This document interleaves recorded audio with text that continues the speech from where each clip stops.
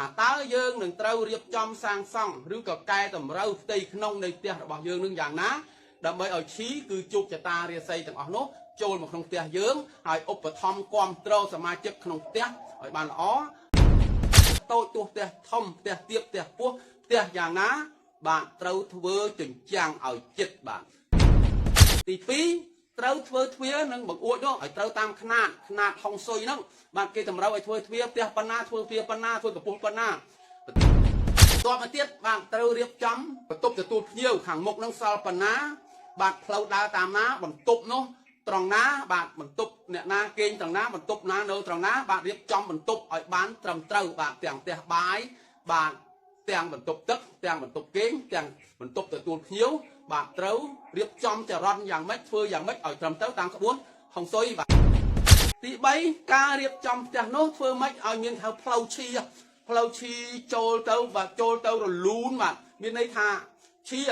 គឺជោគជតារាសីបាទចូលមកដោយគ្មានការរំខានបាទចូលមកដោយគ្មានការបំផ្លាញចូលមកបាទឈីគឺខ្យល់វានៅក្នុងខ្យល់គឺបាទវាចូលបានគ្រប់កន្លែងទាំងអស់បាទអត់មានកន្លែងណាមួយផ្ទៃតូចផ្ទៃធំតាណាមួយដែលអត់មានខ្យល់ដែលអត់មានឈីទៅអប់រំបន្ទុំនោះទេទី4ផ្ទះបាយត្រូវនៅខាងក្រោយហើយនៅចំហៀងខាងខ្លាទី5បន្ទប់ទឹកបាទត្រូវនៅខាងក្រោយដែរតែចំហៀងខាងនេះចន្លើត្រូវនៅភាគទី3បាទភិនភាគចន្លើយ៉ាងណានឹងលោកគ្រូបាននិយាយហើយត្រូវនៅបាទខាងក្រោយគឺមួយទៀតសំខាន់ខ្លាំងណាស់ដែរគឺដំបូល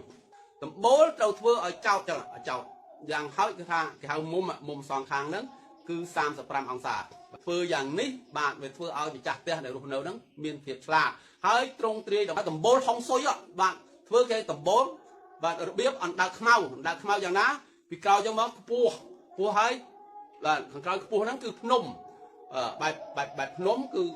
ខាងក្រោយគឺកពូលភ្នំខាងមុខមកធ្លាក់មកគឺចង្កេះភ្នំបាទបន្ទាប់មកទៀតខាងមុខគឺជើងភ្នំហើយខាងមុខបន្ទាប់បន្តិចកប៉ាត់ខាងមុខហ្នឹងគឺគេហៅថាក្បាលអណ្ដើកនេះហើយគេហៅថាដំបូលអណ្ដើកខ្មៅ